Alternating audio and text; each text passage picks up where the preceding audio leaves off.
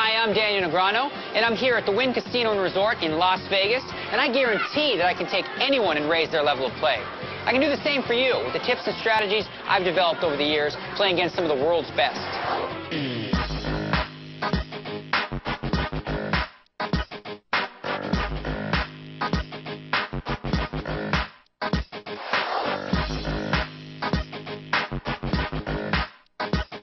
I'm looking for a player that's ready to go pro.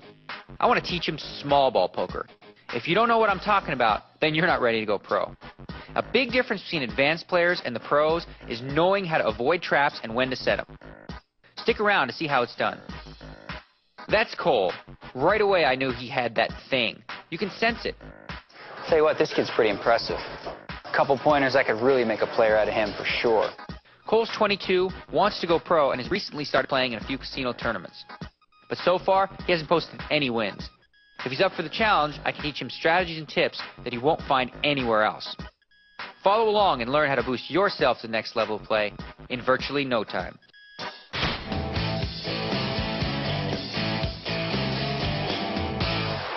Okay, Cole, I saw you down there. I know you got some skills. I know you got the fundamentals down.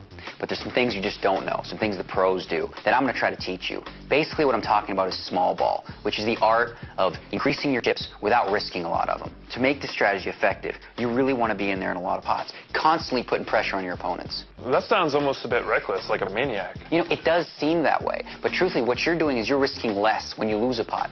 The beginner, they're going to come in for 5 times the blind. So if the blinds are 100, 200, a beginner's going to be betting 1,000. You're only going to throw out 500 chips, maybe 600 chips. So when you get caught, the damage won't be so severe. Is small ball exclusive from one position, or can you do that from all of them? You know, ideally you want to be in late position because that's the best spot, but I want you to have sort of the image of a maniac. I want you to create this crazy image where people don't know where you're at. So I want you to play all kinds of funky hands from early, middle, late. I want you to always be in there like a maniac. You're not a maniac, but if you have that perception, you can really exploit it. That's not advice I would give to a beginning or intermediate player, but you're past that point now. A beginning player, they're new to the game, so they're going to play 2-card poker, pre-flop poker, big bet poker. For you, you're going to play small ball, so you're going to make all your crucial, difficult, and marginal decisions after the flop. It's tougher, but you're ready for it. So there's a method to the madness. Oh, absolutely. And over the next series of tips, I'm going to give you specific pointers on how you can use small ball to improve your game. With this lesson, Daniel really hammered home the small ball concept. He showed me that I don't need to commit all of my chips to a bluff. A smaller size bluff will work just as effectively and also allow me to be more flexible when I'm trying to bluff my opponents.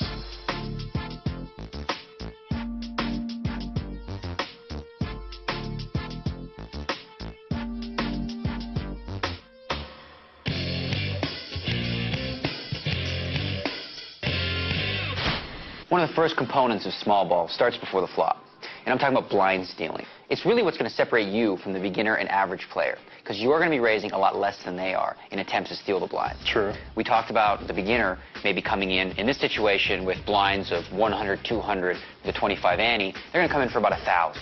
There's 525 out there. They're going to risk 1,000 to win 525. You can make a smaller raise, something like 2.5 to 3 times what the big blind is. So if it's 1 in 200, that would make for about 500 or 600. The beginner, they're going to come in for about 1,000. Small ball also works best if nobody else is in yet. So in this position, let's assume everybody's folded, and now the action's on you. What do you got right here? Let's see, you've got a king 5 of spades. Okay. Well, this is not a primo hand, but since nobody's entered the pot, you're in really good position. You might think about going for a steal raise, since you only have to deal with the button and the 2 blinds. There's only 3 players left. So what are you going to do in this spot? I'd go about 500 chips. Okay, nice. You see, right here, you're betting 500 to win 525. It's pretty even odds. Let's look at some hands that you'd want to steal with in this spot. Here we've got an ace-7 offsuit. Again, not a primo hand. You have a good ace, but you don't have a very good kicker. If nobody's in, though, and you're in this position, a hand like this is perfect to steal the blinds with. If you do happen to get called, at least you have something that has some value. If an ace comes out there, well, now you've got a pair of aces. Okay, let's look at another one. Say, ooh, this is a fun one.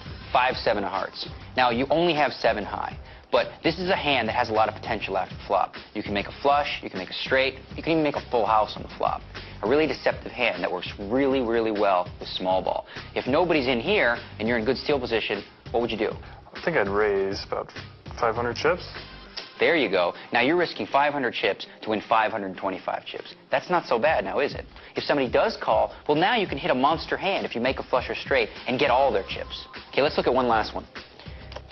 Okay, let's say you're dealt 7-3 offsuit, nobody's in yet, and you're in the steal position. What's your play? I'd bet another 500 chips. I like your idea there. Unfortunately, this isn't a hand you want to do it with. One problem is this hand's too garbage, because you need to have something that plays well after the flop. Your whole style is going to be based on post-flop play, not pre-flop. A hand like this is just going to get you into too much trouble after the flop if you do get called. So now that we've talked a little bit about blind stealing, you understand how important it is to stay afloat when you're not getting any premium hands. It's definitely a tool you want to keep in your repertoire. You know, I really wanted to get Cole in a rhythm, in a right rhythm before the flop, constantly being aggressive, throwing jabs and stealing blinds. I think after I touched on that, he's really got it now.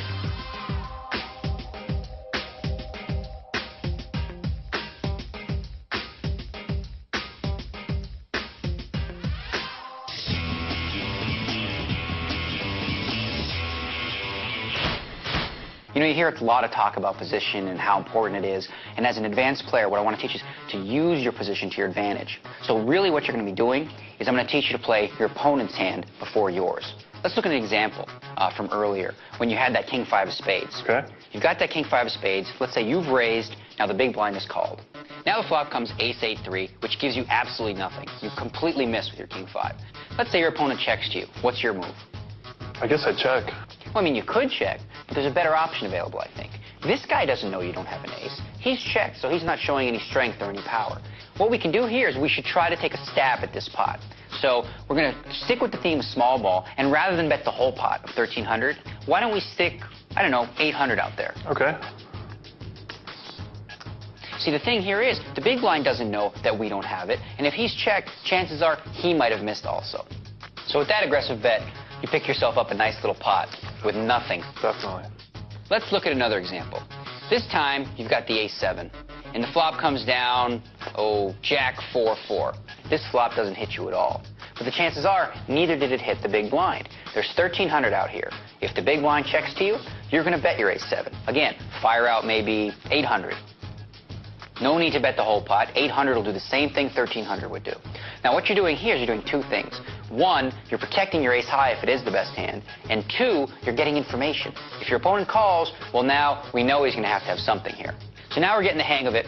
Why don't we look at one last example here?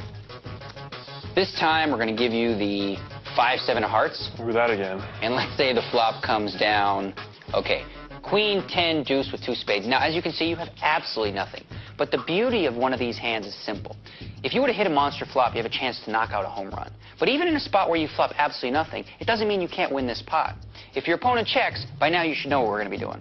We're going to go 800. Exactly. You're betting 800. Now, here's a spot where if your opponent puts any more chips in the pot, dump it. Abort mission. You're absolutely out of there, right. You're taking one stab at it. It's an extension of the pre-flop blind steal. We're taking one stab. Here, one more stab at the flop. If your opponent is interested, hey, you're out of there. You lose 800, 500, but done. There's no sense wasting any more chips when you've got absolutely nothing.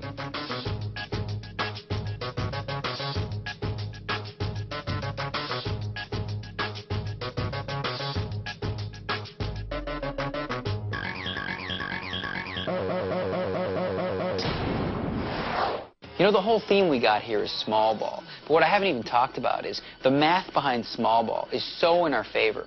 I want to show you a couple examples here of what I'm talking about. Let's look at the first one here. 1 in 200 blinds, quarter ante. There's a 525 out there. Let's see what you got. Ace 10. Okay, you got ace 10 of hearts. Well, you know how to play small ball. Go ahead. I bet 500. Nice. Okay, now in this situation, let's say the player behind you decides to go all in for 1,500, okay? Everybody else folds, and now it's back to you. Here's your dilemma. You know this is a tight player. You know he's got a really good hand.